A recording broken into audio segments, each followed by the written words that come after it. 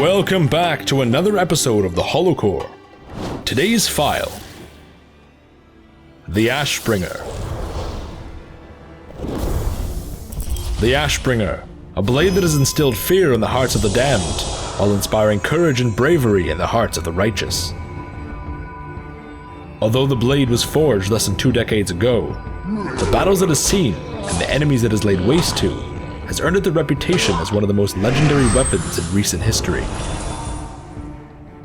The Ashbringer's origins start during the Second War, when the Silverhand Paladin, Alexandros Mograine, stumbled across a dark crystal radiating shadow energy. The crystal, once wielded by an orc warlock, was said to be a living embodiment of shadow. Mograine would keep the crystal a secret for many years, until he revealed it to his peers, declaring that if such a manifestation of shadow and darkness could exist, surely the crystal's antithesis, a pure manifestation of the light, could also exist.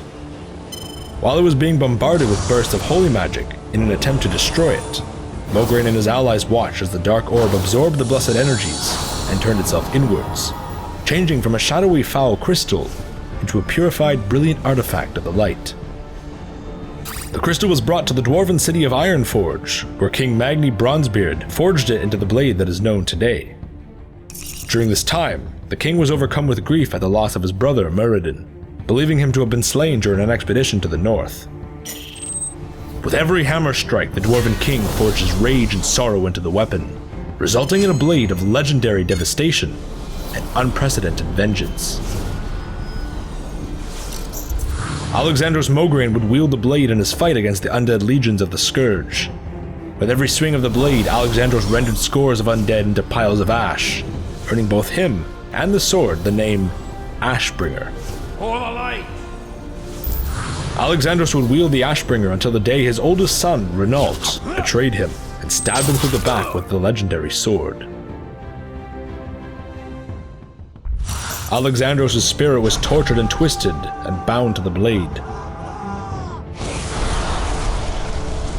His body would be raised as a Death Knight of the Scourge, where he would command the 4 horsemen of Naxxramas, until his second son, Darien, infiltrated the Dread Citadel and struck down the undead shell that was once his father. The Ashbringer whispered to Darien, urging him to bring the blade to the Scarlet Monastery, where his brother Renault commanded the Scarlet Crusaders. Unaware of his brother's betrayal, Darien watched as the spirit of his father emerged from the sword.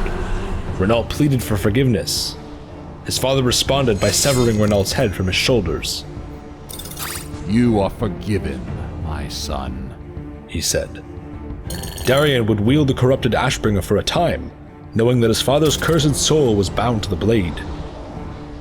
In an act of self-sacrifice, Darien plunged the Ashbringer through his own chest, releasing Alexandros from the blade, while damning himself to serve the Scourge.